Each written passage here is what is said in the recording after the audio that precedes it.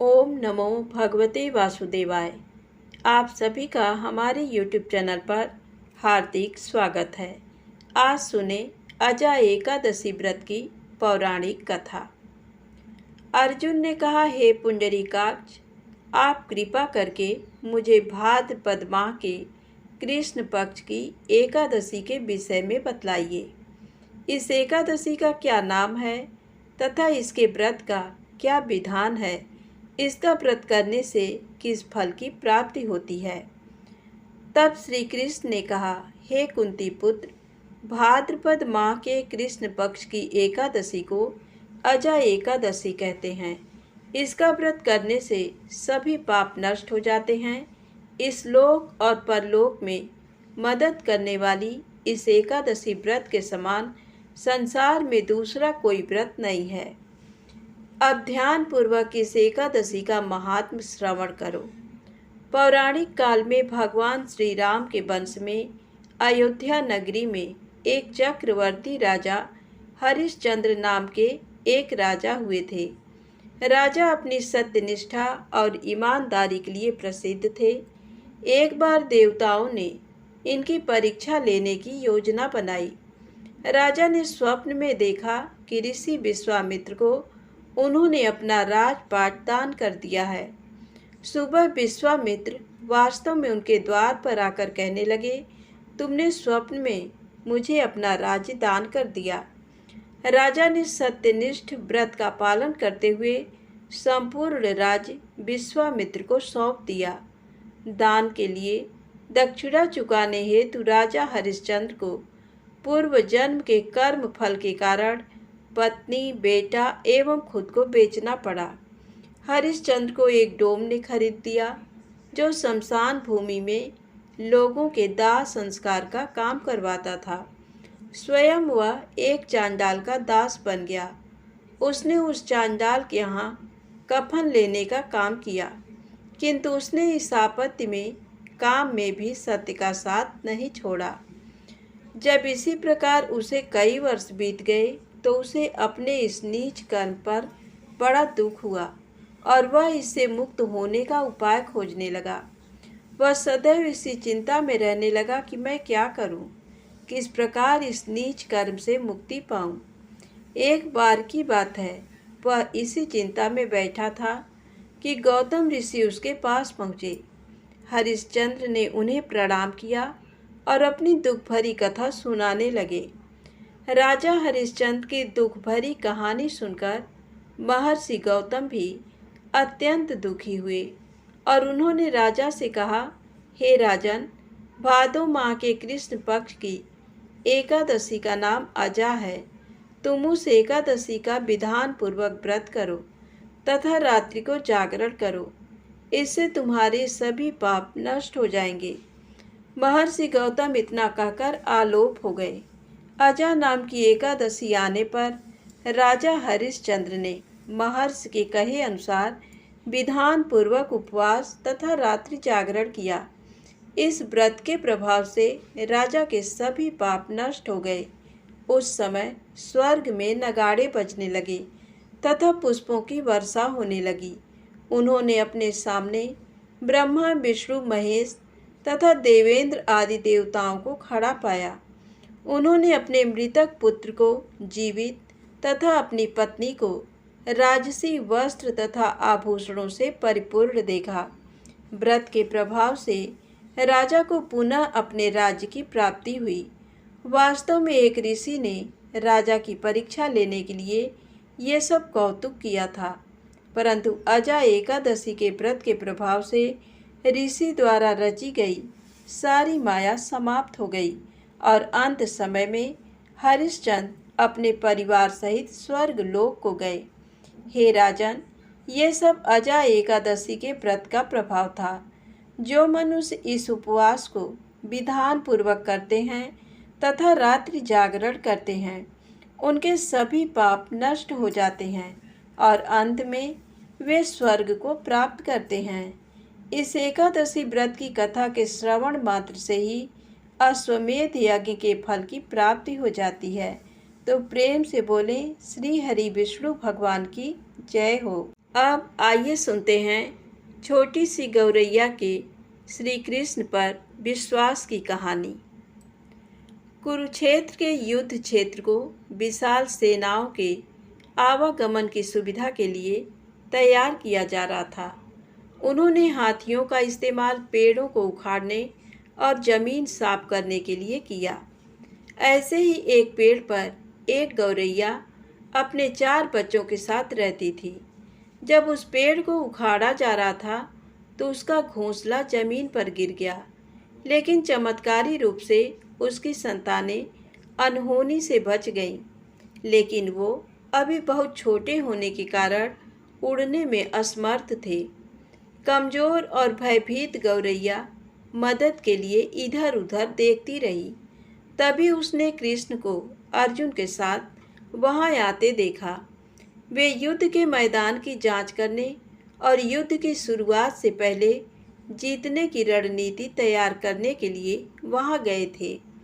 उसने कृष्ण के रथ तक पहुंचने के लिए अपने छोटे पंख फड़फड़ाए और किसी प्रकार श्री कृष्ण के पास पहुंची। हे कृष्ण, कृपया मेरे बच्चों को बचाएं, क्योंकि लड़ाई शुरू होने पर कल उन्हें कुचल दिया जाएगा। सर्वव्यापी भगवान बोले, मैं तुम्हारी बात सुन रहा हूँ, लेकिन मैं प्रकृति के कानून में हस्तक्षेप नहीं कर सकता। गौरैया ने कहा, हे भगवान, मैं जानती हूँ कि आप मेरे उद्धारकर्ता हैं। मैं अपने बच्चों के भाग्य को आपके हाथों में सौंपती हूँ। अब ये आपके ऊपर है कि आप उन्हें मारते हैं या उन्हें बचाते हैं। काल चक्र पर किसी का बस नहीं है। श्री कृष्ण ने एक साधारण व्यक्ति की तरह उससे बात की, जिसका आशय था कि वहाँ ऐसा कुछ भी नहीं था जिसके बारे में वो कुछ भी कर सकते थे। गौरैया ने विश्वास और श्रद्धा के साथ कहा, प्रभु, आप कैसे और क्या करते हैं वो मैं नहीं जान सकती। आप स्वयं काल के नियंता हैं, ये मुझे पता है। मैं सारी स्थिति एवं परिस्थिति एवं स्वयं को परिवार सहित आपको समर्पण करती हूँ। भगवान बोले, अपने घोंसले में 3 सप्ताह के लिए भोजन का संग्रह करो। गौरैया और श्री कृष्ण के संवाद से अनभिज्ञ अर्जुन गौरैया को दूर भगाने की कोशिश करते हैं। गौरैया ने अपने पंखों को कुछ मिनटों के लिए फुलाया और फिर अपने घोंसले में वापस चली गई। 2 दिन बाद शंख के उद्घोष से युद्ध शुरू होने की घोषणा की गई। कृष्ण ने अर्जुन से कहा कि अपने धनुष और बाण मुझे दो। अर्जुन चौंका, क्योंकि कृष्ण ने युद्ध में कोई भी हथियार नहीं उठाने की शपथ ली थी। इसके अतिरिक्त अर्जुन का मानना था कि वह ही सबसे अच्छा धनुर्धर है। मुझे आज्ञा दें भगवान, अर्जुन ने दृढ़ विश्वास के साथ कहा। मेरे तीरों के लिए कुछ भी अभेद्य नहीं है। चुपचाप अर्जुन से धनुष लेकर कृष्ण ने एक हाथी को निशाना बनाया, लेकिन हाथी को मार के नीचे गिराने के बजाय तीर हाथी के गले की घंटी में जा टकराया और एक चिंगारी सी उड़ गई। अर्जुन ये देखकर अपनी हंसी नहीं रोक पाए कि कृष्ण एक आसान सा निशाना चूक गए। अर्जुन ने कहा, क्या मैं प्रयास करूं? उनकी प्रतिक्रिया को नज़रअंदाज करते हुए कृष्ण ने उन्हें धनुष वापस दिया और कहा कि कोई और कार्रवाई आवश्यक नहीं है। अर्जुन ने कहा, लेकिन केशव, आपने हाथी को क्यों तीर मारा? तब कृष्ण ने कहा, क्योंकि इस हाथी ने उस गौरैया के आश्रय उसके घोंसले को, जो कि एक पेड़ पर था, उसको गिरा दिया था। अर्जुन ने पूछा, कौन सी गौरैया? इसके अतिरिक्त हाथी तो अभी स्वस्थ और जीवित है, केवल घंटी ही टूटकर गिरी है। अर्जुन के सवालों को खारिज करते हुए कृष्ण ने उसे शंख फूंकने का निर्देश दिया। युद्ध शुरू हुआ। अगले 18 दिनों में कई जानें चली गईं। अंत में पांडवों की जीत हुई। एक बार फिर कृष्ण अर्जुन को अपने साथ सुदूर क्षेत्र में भ्रमण करने के लिए ले गए। कई सौ अभी भी वहाँ हैं जो उनके अंतिम संस्कार का इंतजार कर रहे हैं। जंग का मैदान गंभीर अंगों और सिर बेजान सीढ़ियों और हाथियों से अटा पड़ा था। कृष्ण एक निश्चित स्थान पर रुके और एक घंटी जो कि हाथी पर बांधी जाती थी उसे देखकर विचार करने लगे। श्री कृष्ण ने कहा, अर्जुन, क्या मेरे लिए आप ये घंटी उठाएंगे और इसे एक तरफ रख देंगे? निर्देश बिल्कुल सरल था, परंतु अर्जुन के समझ में नहीं आया। आखिरकार विशाल मैदान में जहाँ बहुत सी अन्य चीज़ों को साफ करने की जरूरत थी, कृष्ण उसे धातु के एक टुकड़े को रास्ते से हटाने के लिए क्यों कहेंगे? उसने प्रश्नवाचक दृष्टि से उनकी ओर देखा। हाँ, ये घंटी, भगवान कृष्ण ने फिर से दोहराया। ये वही घंटी है जो हाथी की गर्दन पर पड़ी थी, जिस पर मैंने तीर मारा था। अर्जुन बिना किसी और सवाल के भारी घंटी उठाने के लिए नीचे झुका। जैसे ही उन्होंने इसे उठाया, उसकी हमेशा के लिए जैसे दुनिया बदल गई। 1, 2, 3, 4 और 5 4 युवा पक्षियों और उसके बाद एक गौरैया उस घंटी के नीचे से निकले। बाहर निकल के माँ और छोटे पक्षी कृष्ण के इर्द गिर्द मंडराने लगे एवं बड़े आनंद से उनकी परिक्रमा करने लगे। 18 दिन पहले काटी गई एक घंटी ने पूरे परिवार की रक्षा की थी। अर्जुन ने कहा, हे कृष्ण, मुझे क्षमा करें। आपको मानव शरीर में देखकर और सामान्य मनुष्यों की तरह व्यवहार करते हुए मैं भूल गया था कि आप वास्तव में कौन हैं। तो प्रेम से बोले, विष्णु भगवान की जय हो। अब आइए सुने माता लक्ष्मी की कहानी। लक्ष्मी माता और विष्णु भगवान ने ली अपने भक्तों की परीक्षा। एक बार विष्णु भगवान ने लक्ष्मी जी से कहा कि पृथ्वी वासियों में भक्ति बहुत बढ़ गई है। तब लक्ष्मी जी कहने लगीं कि प्रभु, वो आपको नहीं मुझे पाना चाहते हैं। नारायण भगवान कहने लगे कि लेकिन वो तो नारायण नारायण कहते हैं। लक्ष्मी जी कहने लगीं कि अगर आपको विश्वास नहीं हो तो उनकी परीक्षा ले लो।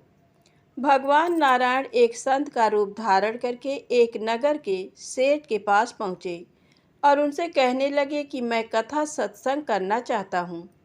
सेठ ने उनके रहने, खाने, पीने और कथा करने का पूरा प्रबंध कर दिया। पहले दिन थोड़े से ही लोग कथा सुनने आए। दूसरे दिन भक्तों की संख्या बढ़ने लगी। संत जी के कथा की प्रसिद्धि हुई तो तीसरे दिन बहुत भीड़ हो गई। अब माता लक्ष्मी विचार करने लगीं कि अब मुझे भी चलकर देखना चाहिए। लक्ष्मी जी एक घर के बाहर पहुंची, बुढ़िया का वेश बना लिया तो घर की मालकिन घर को ताला लगाकर कथा श्रवण करने जा रही थी। लक्ष्मी जी कहने लगीं कि बेटी, मुझे थोड़ा पानी पिला दो। वो औरत बोली कि माता जी, मुझे तो सत्संग श्रवण करने में देर हो रही है। लेकिन फिर भी उसने बेमन से लक्ष्मी माता को एक लोटा जल का पीने को दे दिया। जब लक्ष्मी माता ने उसे लोटा वापस किया तो वह सोने का हो चुका था। सोने का लोटा देखकर वह औरत उत्साहित होकर कहती है कि माता जी, आपको भूख भी लगी होगी, खाने को कुछ लाती हूँ। उसके मन में चल रहा था कि खाने की प्लेट, कटोरी, चम्मच भी सोने का हो जाएगा। लक्ष्मी माता कहने लगी कि नहीं बिटिया, तुमको कथा श्रवण में देर हो जाएगी, इसलिए रहने दो। वो औरत बेमन से कथा सुनने चली गई। वहाँ जाकर उसने चमत्कारी बुढ़िया के बारे में सब औरतों को बता दिया।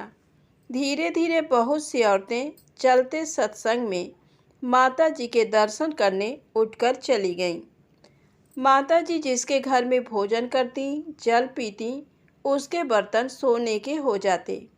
माता जी की प्रसिद्धि बढ़ गई और भगवान विष्णु जो कथाकार के रूप में धरती पर आए थे, उनकी कथा सुनने वालों की संख्या कम होती गई। भगवान ने यजमान से पूछा कि अब कथा सुनने कम लोग क्यों आते हैं। उन्होंने कहा कि नगर में कोई चमत्कारी बुढ़िया आई है, जिस भी बर्तन में खाना खाती है, पानी पीती है, वह सोने का हो जाता है। भगवान समझ गए कि लक्ष्मी जी का आगमन हो गया है। अब जिस सेठ ने विष्णु जी के रहने खाने कथा की व्यवस्था की थी, वह भी चमत्कारी माता जी के पास पहुँचे और कहने लगे कि आप मेरे घर पर क्यों नहीं पधारी। लक्ष्मी जी कहने लगीं कि जब तक वह कथाकार तुम्हारे घर पर है, मैं वहाँ नहीं आऊँगी। सेठ जल्दी से घर गया और कथाकार से कहने लगा कि महाराज, आपके रहने खाने की व्यवस्था मैंने धर्मशाला में करवा दी है। कथाकार कहने लगे कि अब तो कथा में कुछ ही दिन शेष रह गए हैं, फिर आपने मेरी व्यवस्था धर्मशाला में क्यों करवा दी। सेठ कहने लगा कि मेरे घर में आपसे भी कोई खास रहने आने वाला है। लक्ष्मी जी उस सेठ के पीछे पीछे ही उसके घर पर आ गई थी। वह सेठ से कहने लगी कि मुझे इस कथाकार से कोई ज़रूरी बात करनी है, कृपया आप बाहर जाएं। सेठ के बाहर जाते ही लक्ष्मी जी कहने लगीं कि क्यों प्रभु, मैंने क्या कहा था? ये भक्ति आपको पाने के नहीं, मुझे पाने के लिए कर रहे हैं।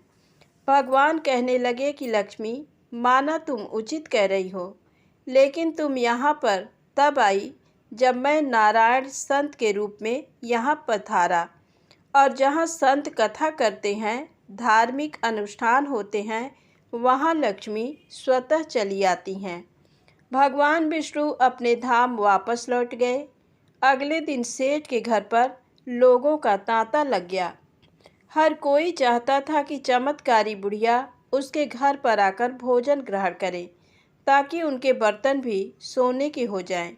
लेकिन ये क्या, माता जी ने सबको चौंका दिया कि मैं अब वापस जा रही हूँ। सब लोग आश्चर्य से पूछने लगे कि क्या माता जी, हमसे कोई गलती हो गई है। माँ लक्ष्मी कहने लगीं कि मैं वहीं रहती हूँ जहाँ नारायण रहते हैं। आप लोगों ने नारायण को पहले ही भेज दिया।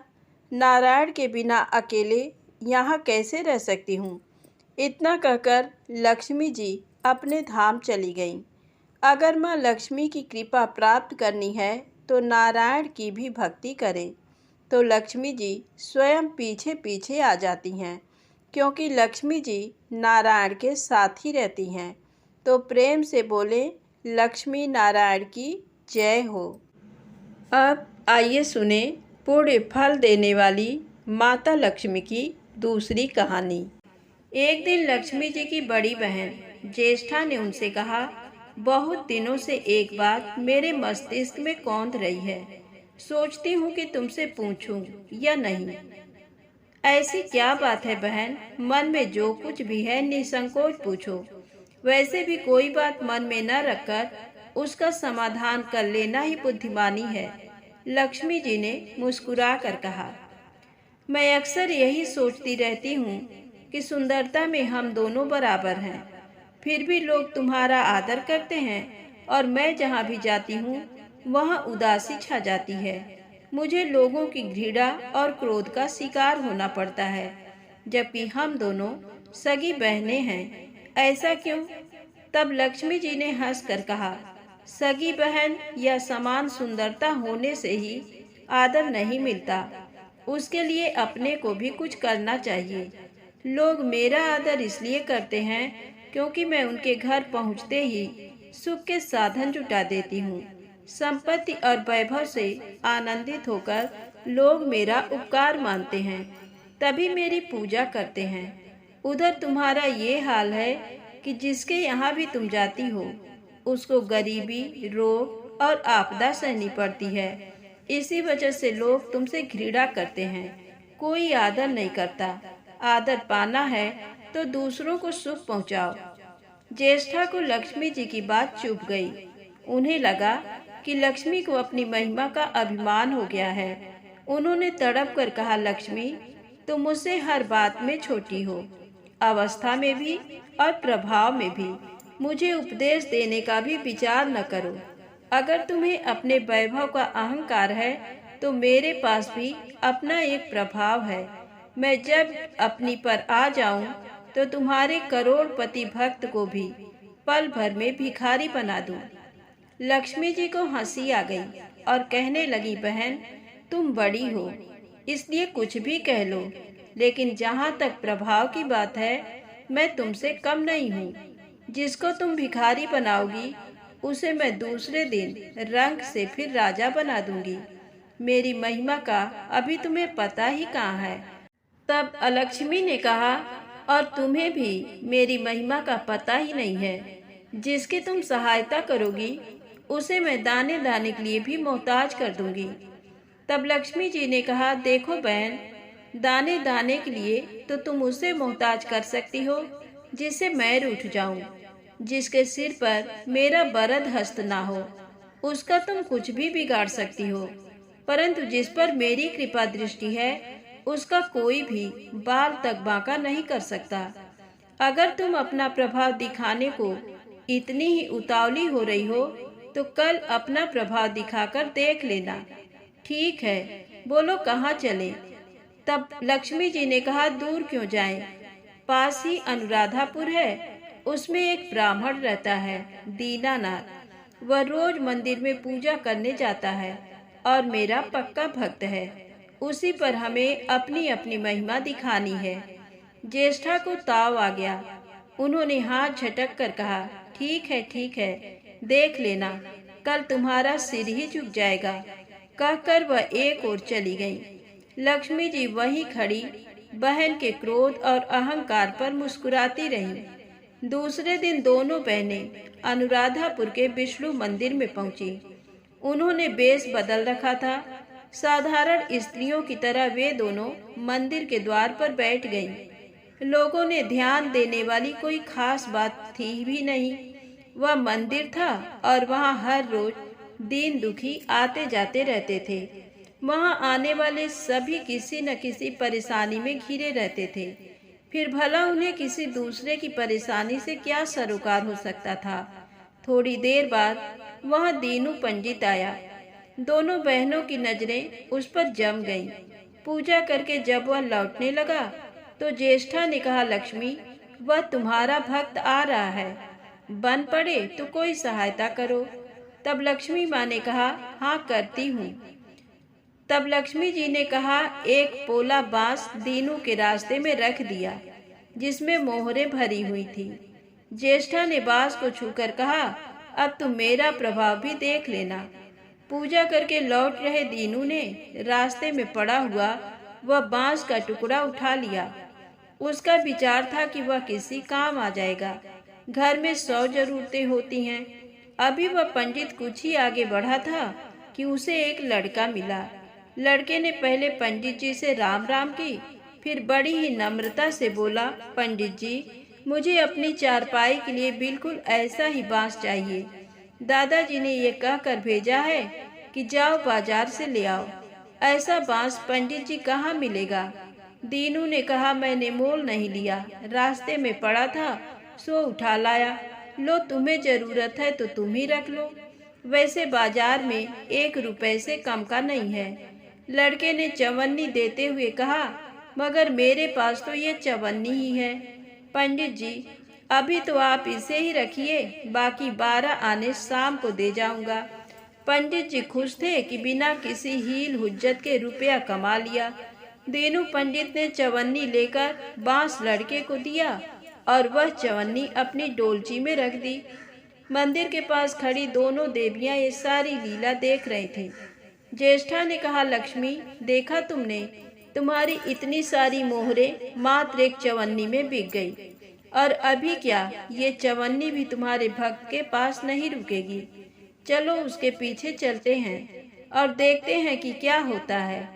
दोनों बहनें दीनू के पीछे पीछे चलने लगी। एक तालाब के पास दीनू ने डोलची रख दी और कमल के फूल तोड़ने लगा। उसी बीच एक चरवाहे का लड़का आया और डोलची में रखी हुई चवन्नी लेकर भाग गया। दीनू को पता ही नहीं चला। फूल तोड़कर वह अपने घर चलने लगा। इतने में वही लड़का आता हुआ दिखाई दिया जिसने चवन्नी देकर उससे बांस ले लिया था। करीब आकर वह बोला, पंडित जी, ये बांस तो बहुत वजनी है। दादाजी ने कहा है कि कोई हल्का बांस चाहिए, इसकी चारपाई ठीक न होगी। ये लीजिए, आप अपना बांस वापस ले लीजिए। कहकर उसने बांस पंडित जी के हवाले कर दिया। दीनू ने बांस ले लिया, लेकिन चवन्नी तो डोलची में थी ही नहीं। तब उसने कहा, बेटा, चवन्नी तो कहीं गिर गई, तुम मेरे साथ घर चलो, वहाँ दूसरी दे दूंगा। इस समय मेरे पास एक भी पैसा नहीं है। तब आप जाइए, मैं शाम को आकर घर से ले लूंगा। ये कहकर लड़का अपनी राह लौट गया। बांस फिर से पंडित जी के ही पास आ गया और लक्ष्मी जी हौले से मुस्कुराईं। उनको इस प्रकार मुस्कुराते देखकर ज्येष्ठा मन ही मन में जल उठी। वह बोली, अभी तो खेल शुरू ही हुआ है, देखती चलो कि मैं इसे कैसे तिगनी का नाच नचाती हूँ। दीनू बेचारा इन सब बातों से बेखबर अपनी ही धुन में आगे बढ़ा चला जा रहा था। उसे क्या पता था कि वह शतरंज का मोहरा बना हुआ है।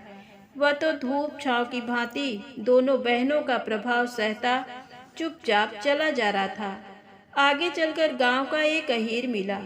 उसने दीनू को चवन्नी वापस करते हुए बताया, पंडित जी, मेरा लड़का आपकी डोलची से ये चवन्नी उठा लाया था। वह बड़ा ही शैतान है। मैं आपकी वही चवन्नी लौटाने आया हूँ। हो सके तो उस शैतान को माफ कर दीजिएगा। दीनू ने आशीर्वाद देकर चवन्नी ले ली और प्रसन्न मन से उस लड़के को पुकारने लगा, जो शाम को घर आकर चवन्नी लेने की बात कहकर लौटा जा रहा था। आवाज सुनकर लड़का लौट आया। अपनी चवन्नी वापस पाकर वह भी प्रसन्न हो गया। दीनू पंडित निश्चिंत मन से घर की ओर बढ़ने लगा। उसके एक हाथ में पूजा की डोलची थी और दूसरे में वही 5 हाथ का लंबा बांस। राह चलते दीनू पंडित सोच रहा था, बांस तो काफी वजनी है तो मजबूत भी होगा, क्योंकि ठोस है। इसे दरवाजे के छप्पर में लगा दूंगा, कई साल के लिए बिल्ली से छुटकारा मिल जाएगा। ज्येष्ठा को उसके विचार पर क्रोध आ गया। लक्ष्मी जी के प्रभाव से दीनू को लाभ होता देख वह मन ही मन बुरी तरह जली जा रही थी। जब उन्होंने देखा कि पंडित का घर करीब आ गया है, तो कोई उपाय न पाकर उन्होंने दीनू को मार डालने का विचार किया। उन्होंने कहा, लक्ष्मी, धन संपत्ति तो मैं छीन ही लेती हूँ, अब तुम्हारे भक्त के प्राण भी ले लूंगी। देखो वह किस तरह तड़प तड़प कर मरता है। और वह तुरंत सांप बनकर दीनू की ओर दौड़ पड़ी। लक्ष्मी जी को तनिक भी घबराहट नहीं हुई। वह उसी तरह खड़ी मुस्कुराती रही। सहसा दीनू चौंक पड़ा। एक भयानक सांप फन उठाए उसकी ओर झपट रहा था। प्राण तो सभी को प्रिय होते हैं, उपाय रहते कोई अपने को संकट में नहीं पड़ने देता। दीनू ने पगडंडी वाला रास्ता छोड़ दिया और एक ओर को भागने लगा, लेकिन सांप बनी ज्येष्ठा उसे भला कहाँ छोड़ने वाली थी। वह तो उस गरीब के प्राणों की प्यासी हो चुकी थी। वह भी दीनू के आगे पीछे दाएं बाएं बराबर दौड़ती ही रही। दीनू घबरा गया। उसने हाथ जोड़कर कहा, नाग देवता, मैंने तुम्हारा कुछ नहीं बिगाड़ा, शांति से अपनी राह लौट जाओ। आखिर क्यों मुझ गरीब के पीछे पड़े हो? व्यर्थ में किसी ब्राह्मण को सताना अच्छी बात नहीं है। लेकिन वह नाग तो ज्येष्ठा का रूप था, जो दीनू को किसी भी तरह डसना चाहता था। प्रार्थना पर कुछ भी ध्यान न देकर वह सांप एक बारगी फुफकारता हुआ झपट पड़ा। जब दीनू ने देख लिया कि बिना संघर्ष किए अब जान नहीं बचेगी, तो उसने प्राण रक्षा के लिए भरपूर जोर लगाकर वही बांस सांप के ऊपर दे मारा। धरती से टकराते ही बांस के 2 टुकड़े हो गए और उसके भीतर भरी हुई मोहरें खन खनाकर बिखर गईं, जैसे लक्ष्मी हंस रही हो। दीनू के मुंह से हैरतपूर्ण चीख सी निकल गई। अरे! थोड़ी देर के लिए वह ठगा सा खड़ा आंखें फाड़े उन मोहरों की ओर देखता रहा। एक पल के लिए तो वह सांप को भूल ही गया, परंतु फिर जैसे उसे झटका सा लगा। सांप का ध्यान आते ही उसने उसकी ओर गर्दन घुमाई तो देखा कि बांस की चोट से सांप की कमर टूट गई है और वह लुहान अवस्था में झाड़ी की ओर भागा जा रहा है। दूसरे क्षण वह मोहरों पर लौट गया और कहने लगा, तेरी जय हो लक्ष्मी माता। जीवन भर का दारिद्र्य आज दूर हो गया। तेरी महिमा कौन जान सकता है। चलो अब घर बैठकर तुम्हारी पूजा आरती करूँगा। और फिर जल्दी जल्दी उसने सारी मोहरें अंगोछे में बांध दी और लंबे लंबे कदमों से घर की ओर चल दिया।